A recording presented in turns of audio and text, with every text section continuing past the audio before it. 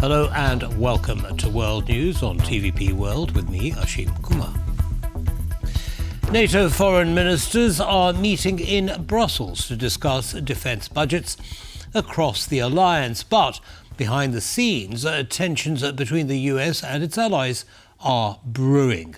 Our Brussels correspondent, Alex Cadier, joins us from NATO HQ. Alex, what's the latest? What's going on?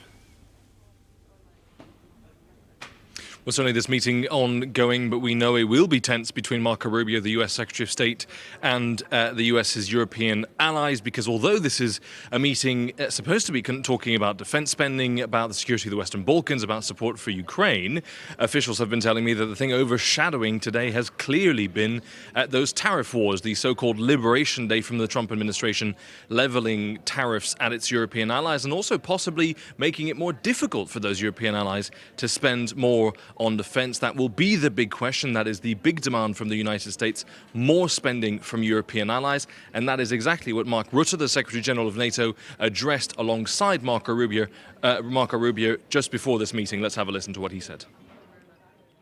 But when you look at the hundreds of billions of euros/dollars now rolling in the last couple of months, this is probably the biggest surge in defense spending we have seen in Canada and Europe since the Cold War, since the Berlin Wall came down. So that is good news, but still we need to do more. That the United States is in NATO. We are as we speak right now, the United States is as active in NATO as it has ever been. And some of this hysteria and hyperbole that I see in the global media and some domestic media in the United States about NATO is unwarranted. President Trump's made clear he supports NATO. We're going to remain in NATO. And so we do want to leave here with an understanding that we are on a pathway, a realistic pathway, to every single one of the members committing and fulfilling a promise to reach up to 5% of spending. That includes the United States will have to increase its percentage. Well, we heard the Secretary General Mark Rutte there, just a few in that clip, saying that Europe needs to do more. Well, one country saying it will do more, of course, is Poland. We've heard from the defense minister just in the last few moments saying that the goal for Poland will be to hit 5% of GDP on defense spending by 2026. It is set to reach 4.7 this year. That will be music to the ears of the White House, but certainly a big question as to whether or not other European allies can keep up that pace as well. Indeed. Thank you for that update, Alex, and we will be speaking again shortly.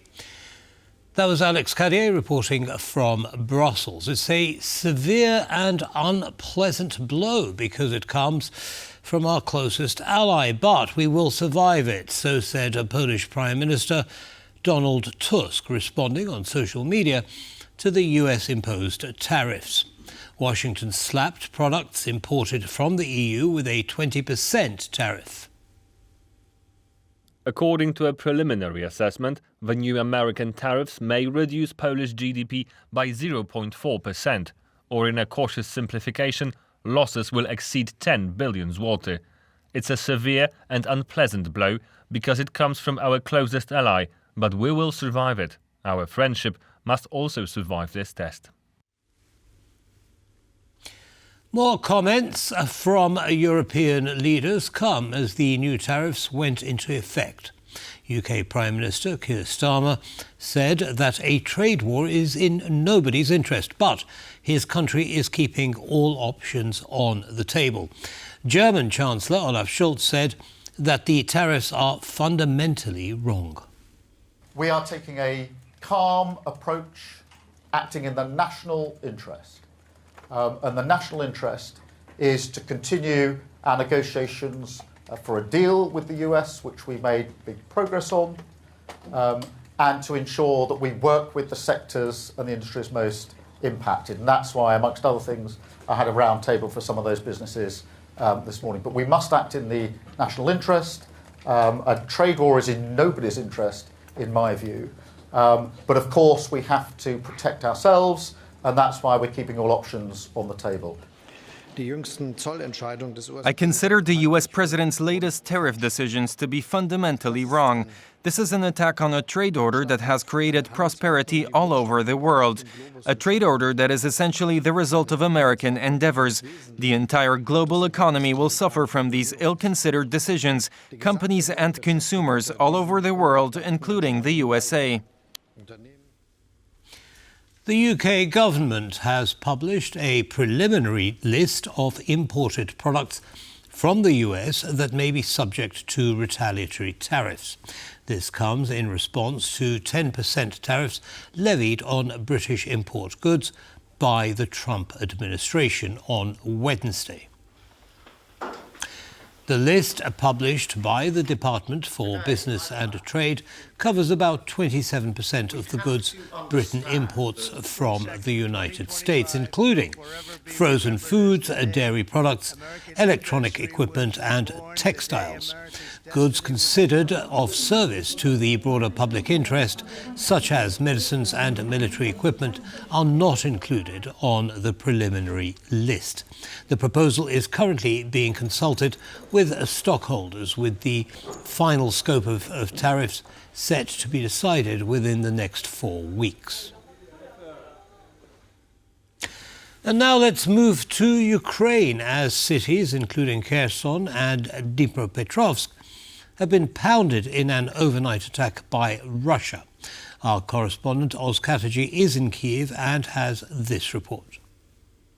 5 people have been killed and 40 others injured in Russian attacks across Ukraine over the last 24 hours. The worst hit area being Kherson, that's the city in Dnipropetrovsk Oblast in the center of Ukraine, where 4 people were killed when a Russian ballistic missile hit an apartment building in the city of Kherson.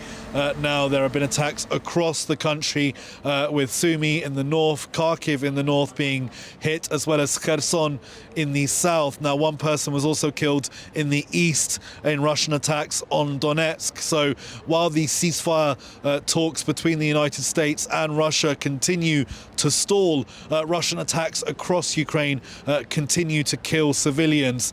Now, the Ukrainian Air Force reported that only 39 drones were launched into Ukraine by the Russian Air Force overnight. Now, this number is down on recent weeks, which may suggest that Russia is planning an even larger assault in the coming days.